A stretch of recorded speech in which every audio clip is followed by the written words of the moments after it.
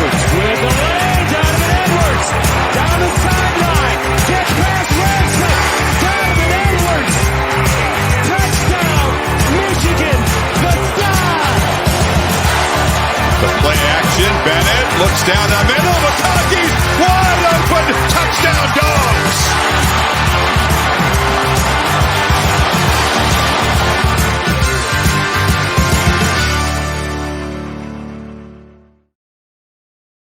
Welcome in, everybody. I am Colin Bashnagel, a.k.a. Bash, if you want to call me that, as far as Loudmouth goes, and that's just what people know me as at this point right now. You can check us out over on Loudmouth Sports. Loudmouth CFB is currently going, or about to be going here shortly, so make sure you check that out here. Of course, this is live on Twitch for you, those of you watching on YouTube, so if you want to check out my Twitch, it's that at Bash Ellis In. You can also find me on TikTok, Bash Ellis In, or Loudmouth Bash. You can find it on both of those. But without any sort of delay or anything like that, just make sure you like and subscribe. Let's get straight into the Tennessee preview. Now, the Tennessee Volunteers coming off of a very successful 11-2 campaign where they ended up winning the Orange Bowl, pretty much dominating that game. We're going to talk about what they have coming in, but first, we're going to talk about the players leaving from Tennessee's team last year. We're going to start with the key departures off to the NFL or to the next part of their football career or just their general lives. Now, Jalen Hyatt, Cedric Tillman, we know about those two wide receivers, and of course, the quarterback throwing to them was Hendon Hooker last year. You also had Princeton Fant as part of this offense leaving, and then two offensive linemen in Jerome Carvin and also first-round pick Darnell Wright. I'm excited about Darnell Wright personally as a Chicago Bears fan. So, hey, thank you, Tennessee, for that.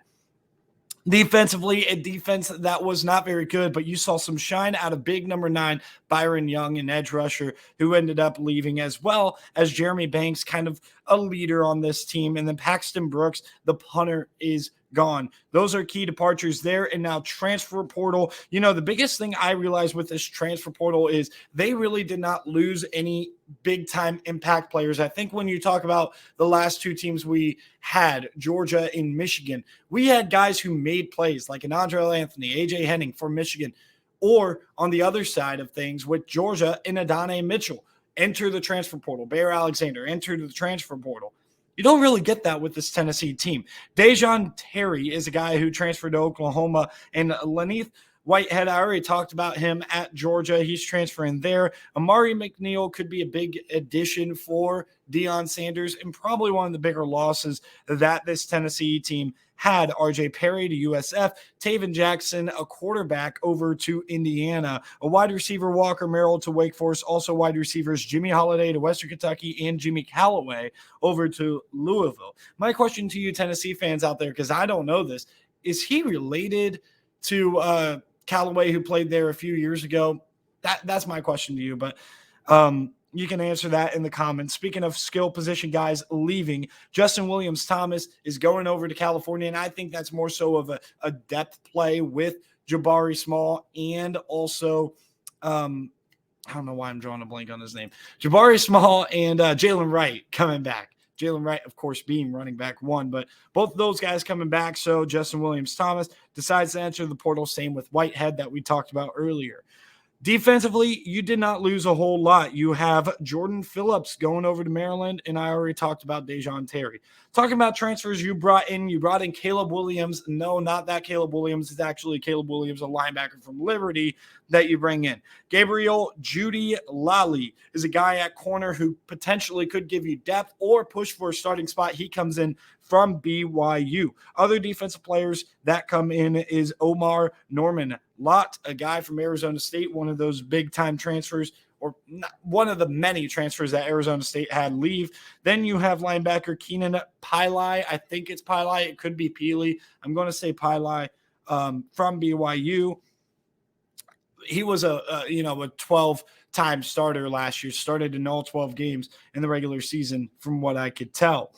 Offensively, what you brought in, we're going to start with the offensive line because you brought in 2 tackles, starting with Andre Karich from Texas, and then you had John Campbell from Miami, probably the biggest pickup, if you ask me, in the transfer portal. A little bit under the radar, but I think that he's a plug-and-play tackle going to start immediately for Tennessee. We'll talk about that a little bit more here in a bit. Other guys that you brought in on the offensive side of the ball, Dante Thornton comes in from Oregon. I'll talk more about him when we break down the wide receiver room. You also had McCallan Castles come in from UC Davis. Interested to see if he plays a whole lot. And then finally, you had Charles Campbell, a kicker from Indiana, come in for more depth. So I think that covers just about everybody who transferred in. Now we are going to talk about this Tennessee roster.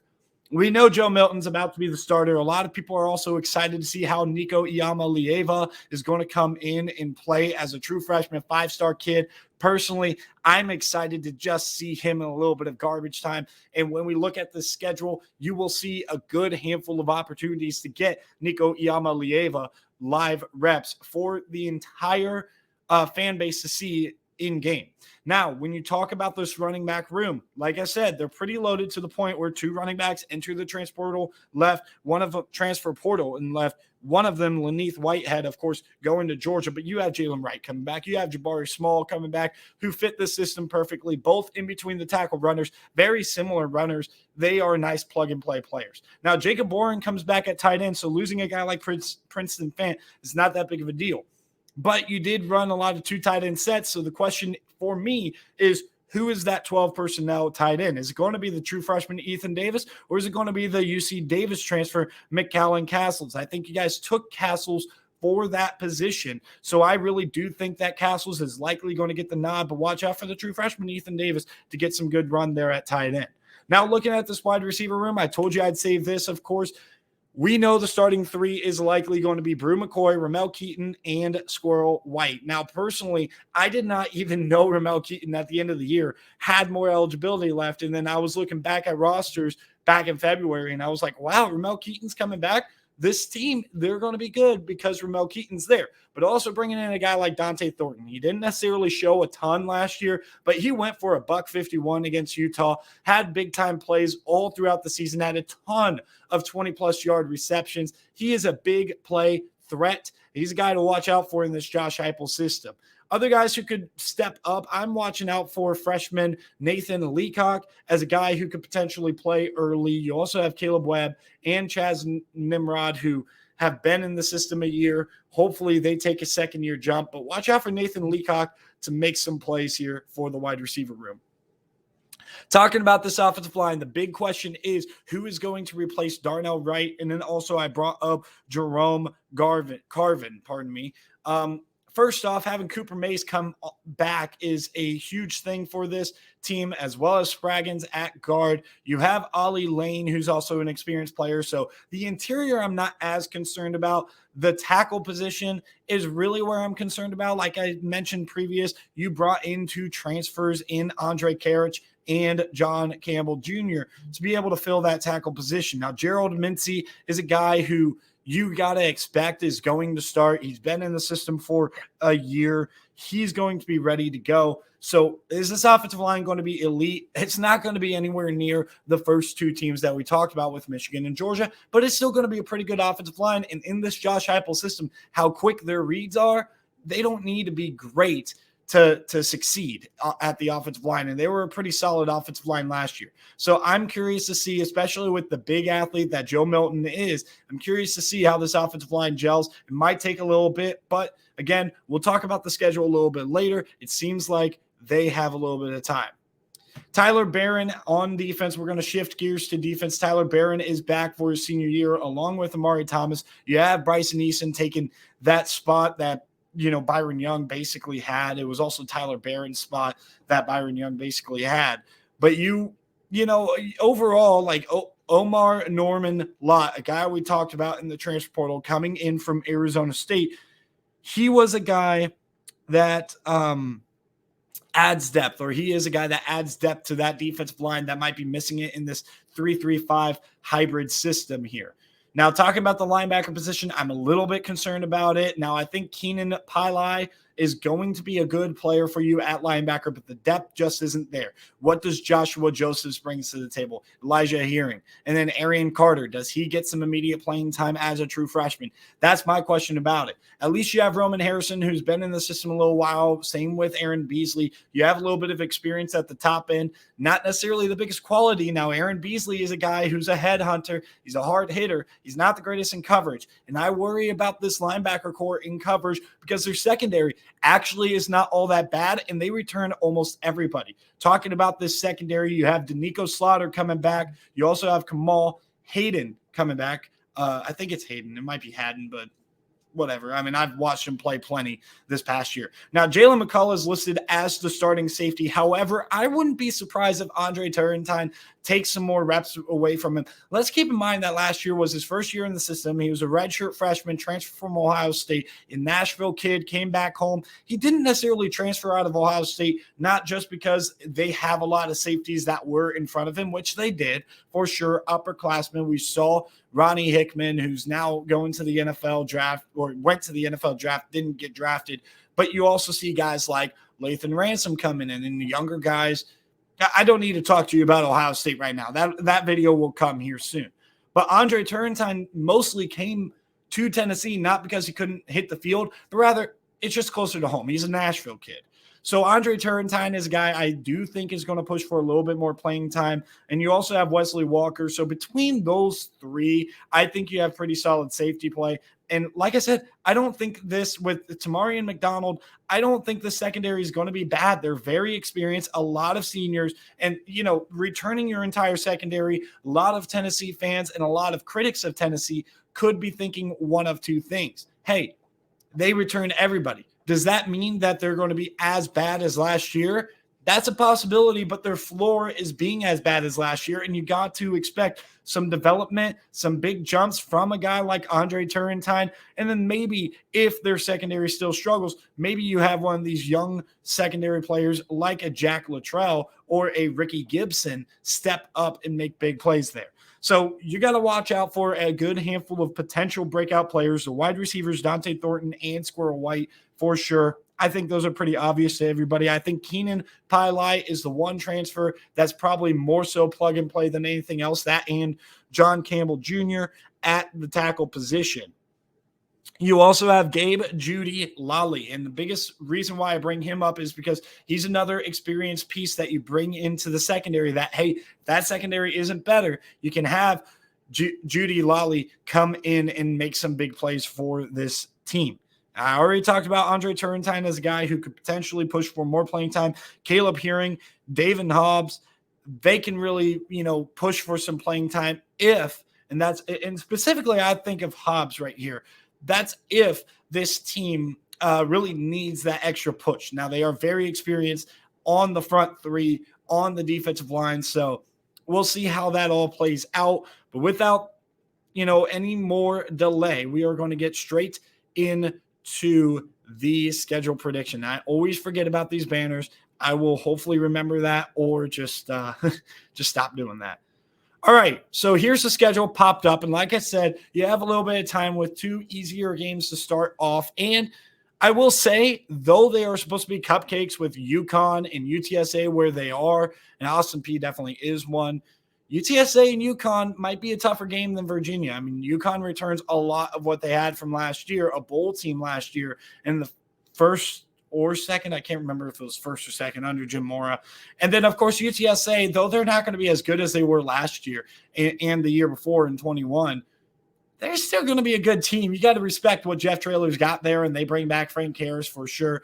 So they have a little bit of time, but it's really not as much as you would think. So let's start with this game against Virginia. I think it's a win. It's in Nashville, Nissan Stadium. Virginia is kind of in shambles right now. We'll talk about Virginia in a different video, of course, because we do all the Power 5 teams, and Virginia will be included in that. But Tony Elliott's got a mess on his hands. They basically kind of ruined a little bit Brennan Armstrong. We'll see if he bounces back at NC State. But with that being said, Virginia is kind of a mess right now. I think Tennessee should have no problem against them in Nissan Stadium in Nashville. Austin Peay comes to town, in-state team right there from Clarksville.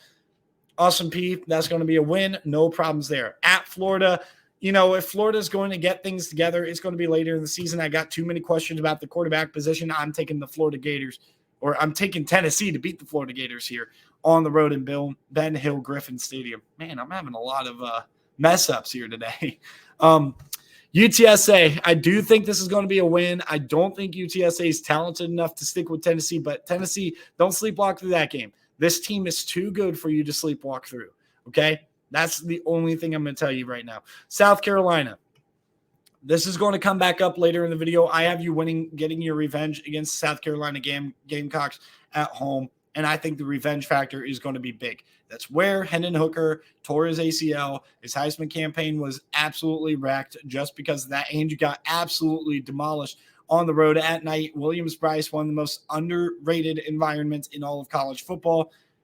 And I just don't think South Carolina is going to be as good. Like I said in the Georgia video, South Carolina got gutted in the transfer portal. So moving on, Texas A&M right off the bye. If it wasn't right off the bye, I might be more hesitant to pick Texas A&M. I do think if A&M has a great passing game, like I think Connor Wakeman, Evan Stewart, and all of these guys are able to do for the Texas A&M talent that they have, I think that could give Tennessee some problems, especially over the middle. The issue I have with A&M here is A, they're going to Knoxville.